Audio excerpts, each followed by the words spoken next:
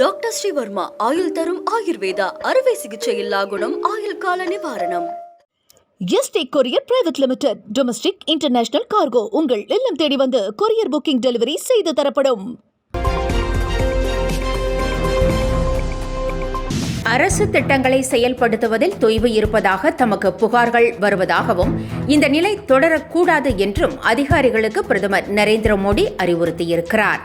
மத்திய அமைச்சக அதிகாரிகள் மற்றும் மாநில தலைமைச் செயலாளர்களுடன் பிரதமர் நரேந்திர மோடி அண்மையில் 2 நாட்கள் ஆலோசனை நடத்தினார். அரசு திட்டங்களை செயல்படுத்துவதில் தொய்வு இருப்பதாக மக்களிடம் இருந்து தமக்கு நேரடியாக புகார்கள் வருவதாகவும் இது தொடரக்கூடாது என்றும் தெரிவித்துள்ள பிரதமர் மக்களோடு தொடர்பில் இருப்பதற்கு முன்னுரிமை அளிக்கும்படி அதிகாரிகளுக்கு அறிவுறுத்தினார்.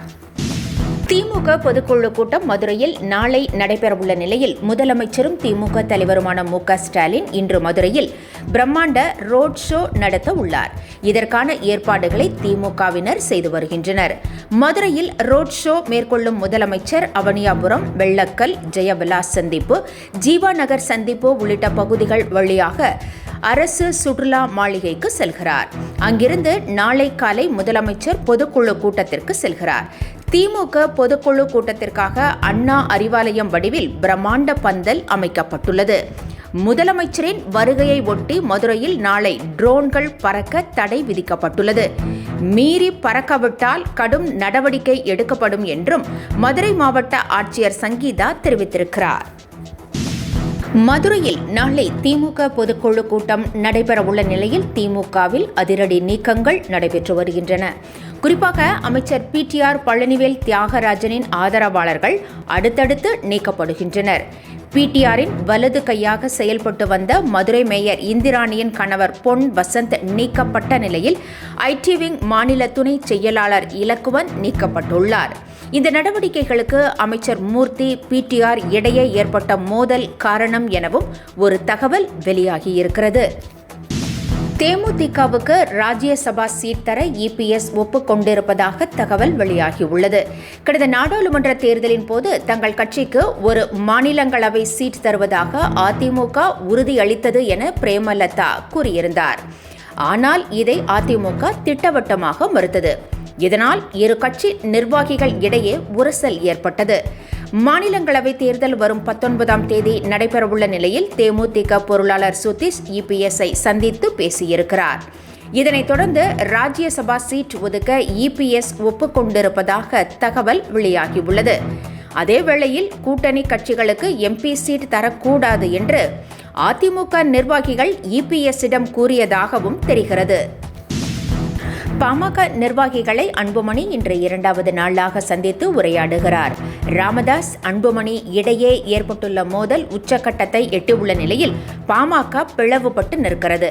இந்நிலையில் பனையூரில் இன்று 2வது நாளாக பாமக நிர்வாகிகளை அன்புமணி சந்தித்து உரையாடுகிறார். பாமக தலைவராக தானே தொடர்வதாகவும் யாரும் அதில் குழப்பமடைய வேண்டாம் என்றும் அவர் கூறியுள்ளார். இந்த கூட்டத்தில் ராமதாஸால் நீக்கப்பட்ட பாமக பொருளாளர் திலகபாமா உள்ளிட்டோர் பங்கேற்றுள்ளனர். ராமதாஸ் உடனான கசப்பு முற்றிய நிலையில் பாமகவை அன்புமணி தனது கட்டுப்பாட்டுக்குள் கொண்டு வந்து விட்டார் என்றே கூறப்படுகிறது. இந்நிலையில் ராமதாஸை மூத்த தலைவர்கள் என்று சந்தித்து பேசி வருகின்றனர். இதனிடையே அன்புமணி தலைமையிலான ஆலோசனை கூட்டத்தை புறக்கணிப்பதாக சேலம் மேற்கு தொகுதி பாமக எம்எல்ஏ அருள் தெரிவித்திருக்கிறார். ராமதாஸ் கேட்டுக்கொண்டதால் அருள் தனது ராஜினாமா முடிவை கைவிட்டதாகவும் தெரிகிறது. தமிழ்நாட்டில் கொரோனா தொற்று பரவல் குறித்து யாரும் பதற்றமடைய வேண்டாம் என அமைச்சர் மா. சுப்பிரமணியன் கேட்டுக் கொண்டுள்ளார். இந்த வகை கொரோனாவால் பெரிய அளவில் பாதிப்பு இல்லை என்பதால் மக்கள் அச்சப்பட தேவையில்லை என்றும் கூறியிருக்கிறார். தொற்று பரவலை தடுக்க வழக்கமான நடைமுறைகளை பின்பற்றினாலே போதும் என்று கூறிய அமைச்சர், சமூக இடைவெளி, பொது இடங்களில் முகக்கவசம் அணிவது நல்லது என்றார். ஆனால் இது கட்டாயம் இல்லை என்றும் அவர் கூறினார். மேலும் தமிழகத்தில் புதிதாக 38 பேருக்கு தொற்று பாதிப்பு ஏற்பட்டிருப்பதாகவும் அமைச்சர் கூறினார்.